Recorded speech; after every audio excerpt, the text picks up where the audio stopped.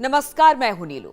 तो संसद में वक्फ बिल का समर्थन करने के बाद जेडीयू में घमासान छिड़ा हुआ है।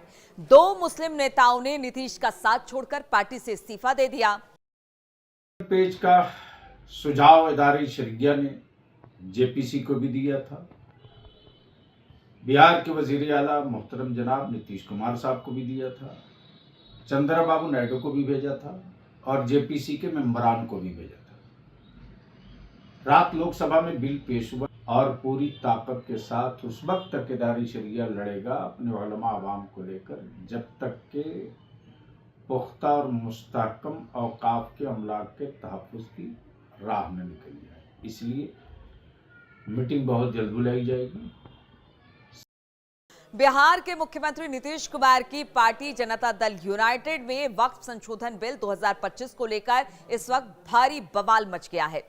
पार्टी के दो बड़े नेता, जिस तरह से हमने कहा, उनके नाम आपको बताते हैं, मोहम्मद कासिम अंसारी और मोहम्मद अशरफ अंसारी ने इस बिल का समर्थन करने पर नाराजगी जताते हुए पार्टी से इस्तीफा दे दिया।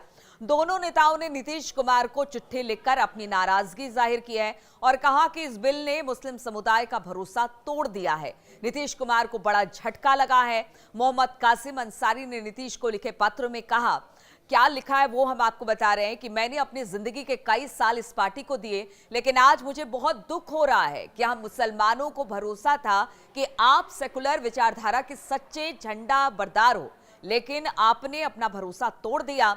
उन्होंने कहा कि वक्फ बिल मुस्लिम समुदाय के खिलाफ है और यह संविधान के कई बुनियादी अधिकारों का उल्लंघन करता है। कासिम ने यह भी कहा कि इस बिल में मुसलमानों को अपमानित और ठेस पहुंचाई जा रही है। लाखों मुसलमानों को था नीतीश पर भरोसा। वहीं जेडीयू के माइनॉरिटी विंग के हेड मोहम्मद अशरफ अंसारी ने भी अपना इस्तीफा दे दिया।